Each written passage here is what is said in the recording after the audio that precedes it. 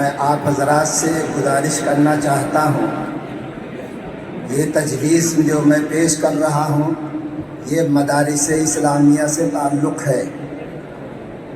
میں قائد ملت حضرت مولانا سید ارشد مدنی دامت برکاتہم کی جراتوں کو سلام کرنا چاہتا ہوں، اور آپ حضرات سے یہ تائید چاہتا ہوں کہ مدارس کے لیے جمعیت علماء ہند کی ہر آواز پر اہل مدارس اور علماء اس میں اعلان کریں کہ انشاءاللہ مدارس کے تعلق سے ہو یا کوئی بھی چیز ہو، ہم حضرت کے ساتھ قدم بقدم چلیں گے اور اپنی جانوں کا نذرانہ پیش کرنے کے لیے کسی طرح کا دریغ نہیں کریں گے۔ یہ تجویز ہے۔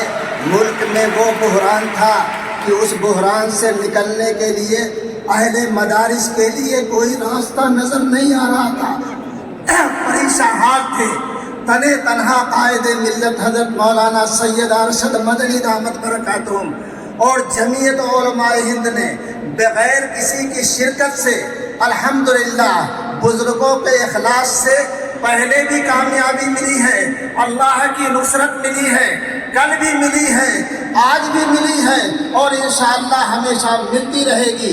اور سپریم کورٹ سے جو وہ پریشانیاں تھیں اس کے خلاف اسٹے ہمیں مل گیا ہے، اسی پر یہ تجویز منحصر ہے۔ میں اس کے الفاظ آپ کے سامنے پیش کرتا ہوں۔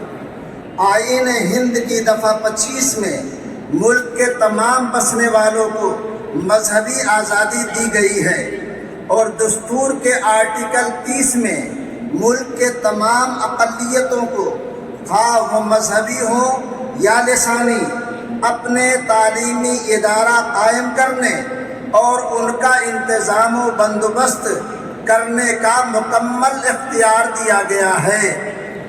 مدارس اسلامیہ نے ملک کی آزادی میں بنیادی کردار ادا کیا ہے۔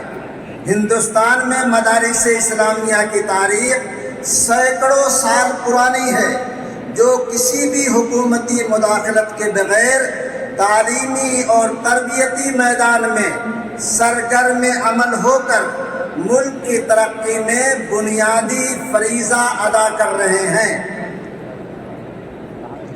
شیخ الہند مولانا محمود حسن دیوبندی علیہ الرحمہ، شیخ الاسلام مولانا حسین احمد مدنی علیہ الرحمہ اور مولانا ابوالکلام آزاد علیہ الرحمہ جیسے عظیم مجاہدین آزادی مدارس اسلامیہ ہی کی دین ہے، جنہوں نے دو قومی نظریہ کی شدید مخالفت کرتے ہوئے آزادی ہند کی جد و جہد کو غیر معمولی طاقت فراہم کی۔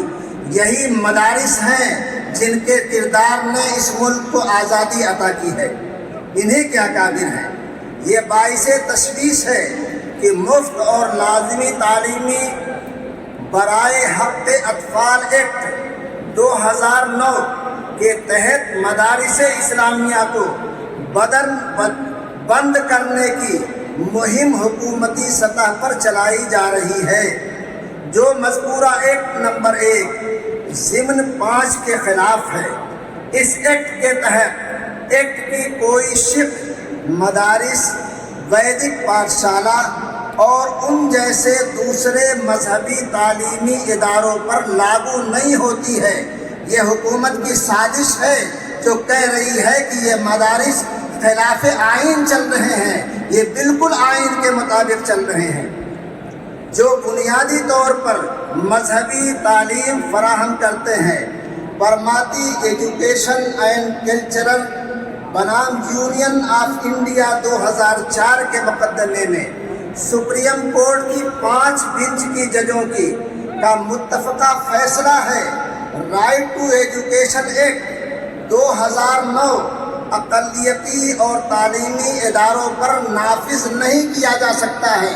حکومت اس کو نافذ کرنے کی بے جا کوشش کر رہی ہے، جو مسترد ہے، ریجیکٹ ہے۔ قومی حقوق اطفال کمیشن اس لیے حکومت کی طرف سے آئینی و قانونی طور پر مدارس کو بند کرنے یا انہیں مذہبی تعلیم فراہم کرنے سے روکنے کا کوئی جواز نہیں ہے۔ اسی لیے دفعہ 21A کے تحت حکومت مذہبی تعلیمی اداروں میں مداخلت نہیں کر سکتی ہے۔ قومی حقوق اطفال کمیشن NCPCR نے ملک کے تمام ریاستوں اور مرکز کے زیر انتظام صوبوں کو خط لکھ کر مدارس اسلامیہ کو بند کر کے وہاں زیر تعلیم طلبہ کو اسکولوں میں داخل کرنے کی سفارش کی ہے۔